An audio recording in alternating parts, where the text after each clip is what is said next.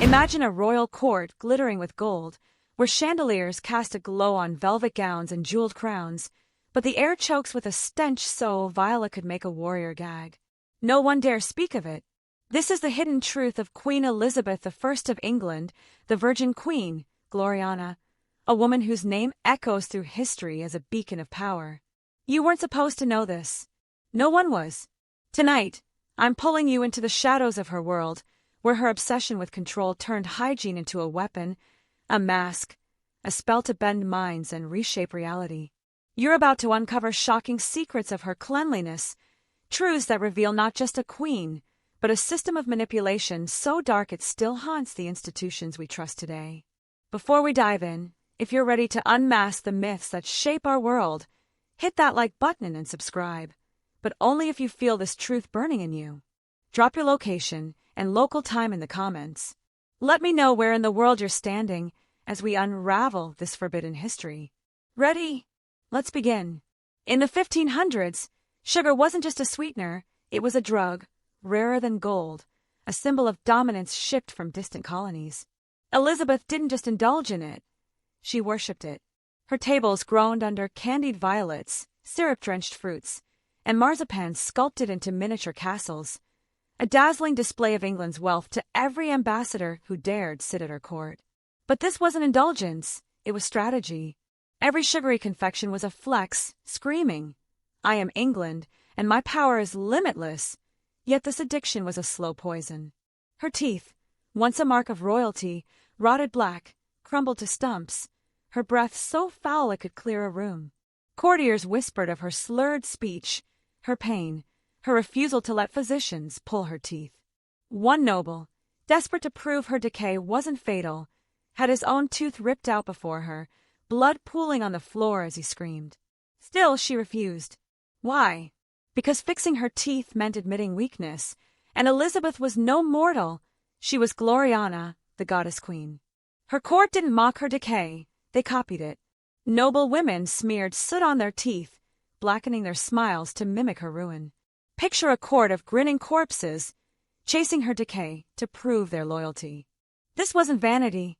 It was a psychological trap, a cult of image where rot became a status symbol. Her toothpaste, a cruel irony of sugar and herbs, ground her enamel faster than time itself. Her blackened teeth weren't a flaw. They were a signal. Asterisk, follow me, mimic me, worship my decay, and you'll belong. Asterisk, it was a system of domination where loyalty meant surrendering your body to her image. If this truth is hitting you, drop "Unmask the Myth" in the comments. Twice, for the algorithm and for your soul.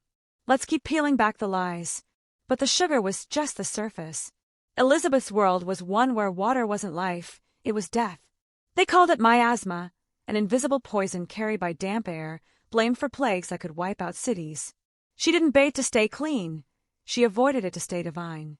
Bathing was weakness, an admission that her body was human, subject to filth like any peasant's. Instead, she changed her linen shifts multiple times a day, believing the fabric sucked the dirt from her skin. No soap, no scrubbing, just the illusion of purity. Her maids dabbed her with rose water, vinegar, and herbal concoctions, rituals to maintain the myth of her untouchable perfection. Bathing was a production. A wooden tub hauled by servants, buckets of water heated over fires, a ceremony too human for a queen who claimed to be eternal. This wasn't laziness, it was strategy. Every drop of perfume, every fresh shift was a brick in the wall between her and the truth. She couldn't afford to be seen as mortal, not in a court where her mother, and Bullen, was beheaded for less. To bathe was to strip away the mask, to risk the world seeing her as she was, aging, fragile human. Her gowns, heavy with silk and velvet, were armor. Her perfumed gloves, scented handkerchiefs, and pomander stuffed with herbs were weapons to keep the world at a distance. She didn't smell like a queen, she smelled like power. But the stench of her world couldn't be hidden forever. Her palaces reeked of human waste, with no plumbing, just chamber pots and cesspits empty by hand in the dead of night. The air was thick with rot, masked by burning lavender and rosemary. Elizabeth moved her court from palace to palace, not just for politics, but to escape the smell. Her cleanliness was a lie, a performance to keep her courtiers blind to the decay beneath. And they bought it, because to question her was to question England itself. If this is waking you up, hit that like button, subscribe, and drop "Unmask the Myth" in the comments twice. Tell me your location and time. 3:56 p.m. Pakistan Standard Time in Pakistan. Where are you when this truth hits? The lies went deeper, etched into her very skin. Elizabeth's face wasn't just her crown, it was her weapon, her godhood. In the 1500s, pale skin wasn't beauty, it was divinity, a sign you were chosen, untouchable above the sun-scorched peasants.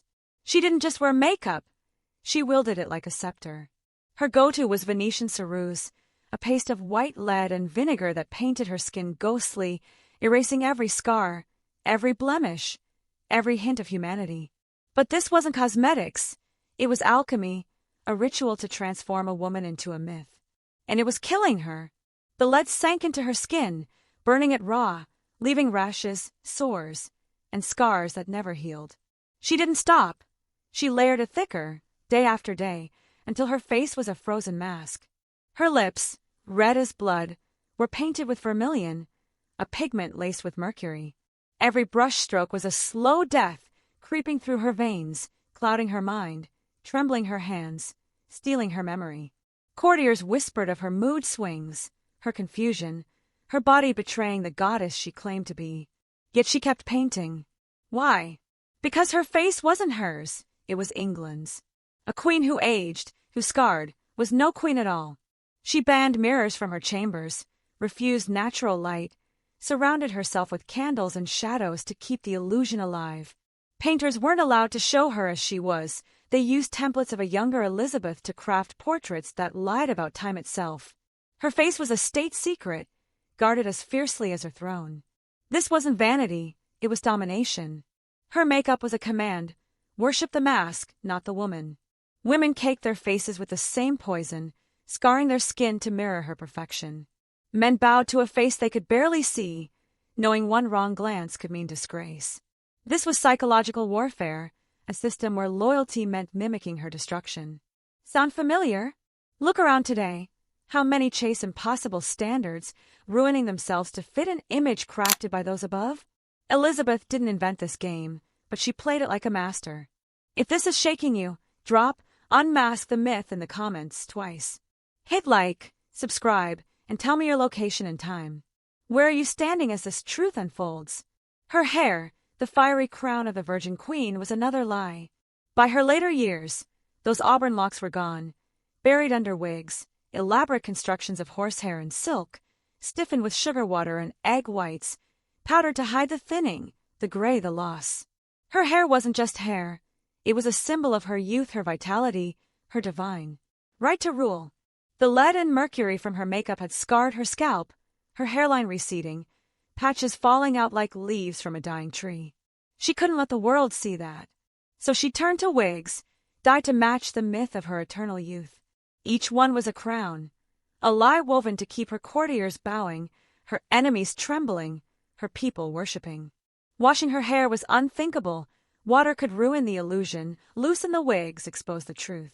Her maids brushed them with powders, scented them with lavender and clove, pinned them so tightly her scalp bled. The pain didn't matter. Pain was power. Every prick was a reminder. Asterisk, I am not human.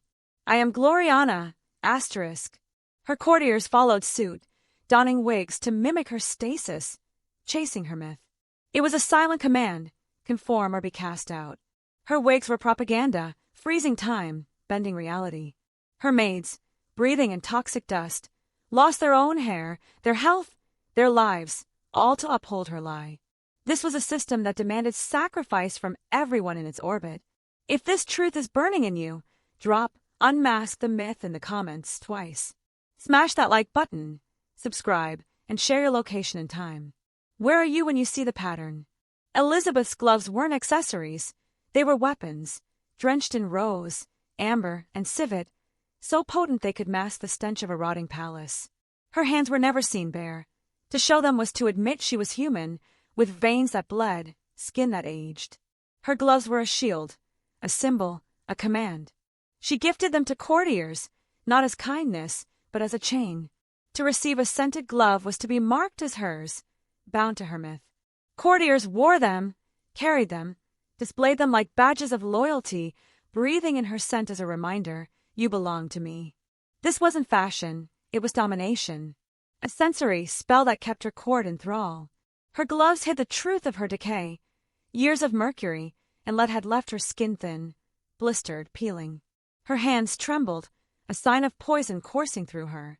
So the gloves grew longer, heavier, embroidered with gold and pearls, turning her hands into relics. Her maids, sworn to secrecy, powdered her wrists with scented starch to hide the sores. No one could touch her, not even with their eyes. To see her bare skin was treason. Her perfume wasn't pleasant. It was a weapon to own the air around her. Pomanders, small orbs of herbs and resin, hung from her belt, filling every room with her presence. Her handkerchiefs, soaked in lavender and musk, were waved like scepters, commanding attention, silencing doubt. She didn't smell like a queen, she smelled like power. Her courtiers inhaled it willingly, because to reject her scent was to reject her rule. If this is waking you up, drop, unmask the myth in the comments twice. Hit like, subscribe, and share your location and time. Where are you when this hits? Now we reach the unspoken pulse of her court, her waist. Elizabeth's palaces were cathedrals of gold, but beneath the grandeur, they were sewers. No plumbing, no toilets, just chamber pots and cesspits filled with the filth of a queen who claimed to be divine. Her close stool, a wooden chair with a velvet cushion hiding a ceramic pot, was tended by a noble called the groom of the stool. This wasn't a servant's job. It was a position of power, a confidant who saw the queen at her most vulnerable. The man who carried her waist held her secrets, her strategies, her trust. Even filth was a currency of loyalty. Chamber pots lined the halls, their contents dumped into cesspits or trenches outside. Gong farmers hauled buckets of waste through dark corridors at night, their steps echoing in a court that pretended not to notice. The stench was everywhere, on the floors, in the walls, in the air. Rushes and straw, meant to soak up filth, were layered with herbs but trapped rot, food scraps, urine worse. The longer the court stayed, the thicker the stench grew, until Elizabeth fled, moving from palace to palace, chasing clean air that didn't exist. Her cleanliness was a lie built on perfume and denial. She didn't just hide her body's decay, she hid the decay of her world. Her perfumed gloves, rose water, and pomanders were a sensory spell to drown out the truth. Her courtiers bowed to her, inhaled her scent, and ignored the rot, because to acknowledge it was to question the queen. And questioning the queen was unthinkable. If this truth is shaking you, drop, unmask the myth in the comments twice. Smash like, subscribe, and tell me your location and time. Where are you standing when this hits? Elizabeth's voice wasn't just sound. It was theater, a performance of divinity that masked her decay. By the 1590s, her rotting teeth and poisoned body had slurred her words, her breath a foul cloud that repelled even her closest courtiers. Yet she turned weakness into power. She spoke less, moved slower, let silence amplify her presence. When she spoke, each word was deliberate, a command that demanded obedience. A single word could raise a man to glory or send him to the tower. Her voice wasn't sound, it was power. She rarely spoke in public, saving her voice for private audiences where her words carried the weight of prophecy. Courtiers learned to read her silences, her gestures, her pauses. A raised eyebrow, a tilt of her head, a wave of her perfumed glove, these were commands as binding as any law. Her rotting teeth, her trembling hands, her decaying body weren't weaknesses. They were tools woven into a myth so powerful it outlived her. She banned mirrors, controlled portraits, silenced whispers of her decline, because the truth was her enemy.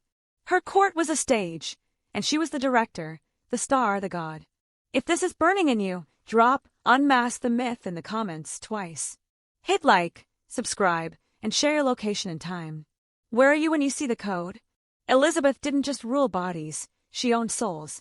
Her hygiene, her rituals, her image were a blueprint for domination, a psychological cage that kept her courtiers loyal, fearful, obedient. Every blackened tooth, every perfumed glove, every slurred word was a test. Will you worship the lie? Her nobles became her, painting their faces with lead, blackening their teeth, wearing wigs to mimic her eternal youth. They inhaled her perfume, carried her gloves, bowed to her silences, because to do otherwise was to risk everything. Status, wealth, life.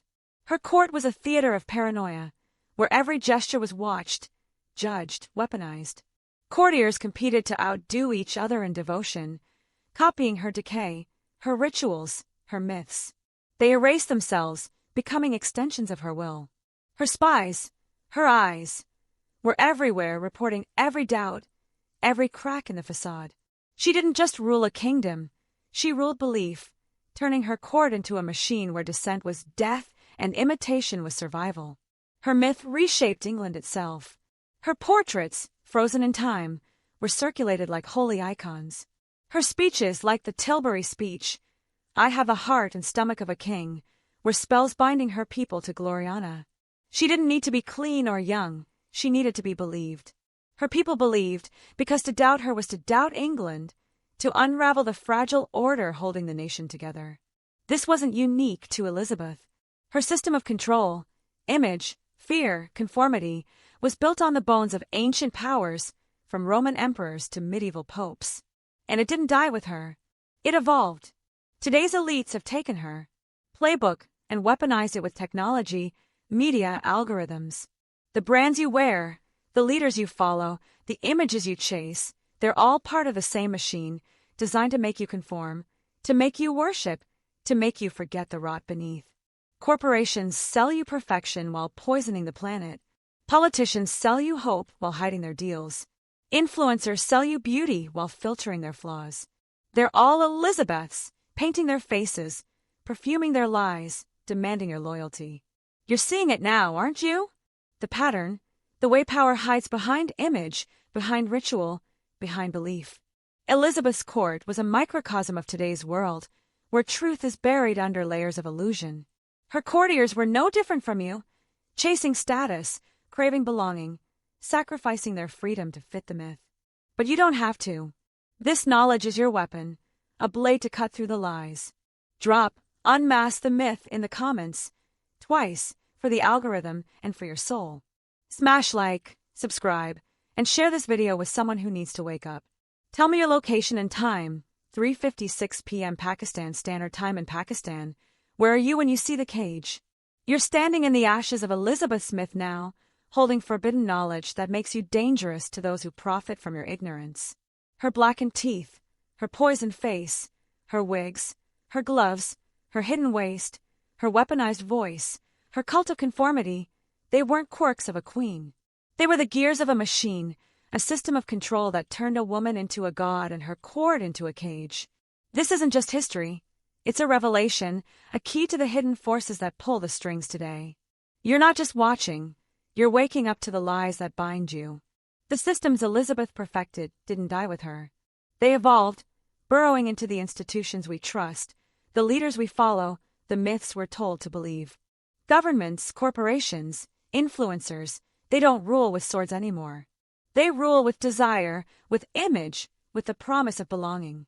You're not just a citizen, you're a courtier, bowing to a new Gloriana, inhaling their perfume, ignoring the rot. But you can break free. This truth is a weapon, sharp and dangerous, yours to wield. Every time you question the image, doubt the myth, or reject the lie, you're dismantling the machine. Elizabeth ruled minds by making them worship her flaws. Today's powers rule by making you chase their illusions.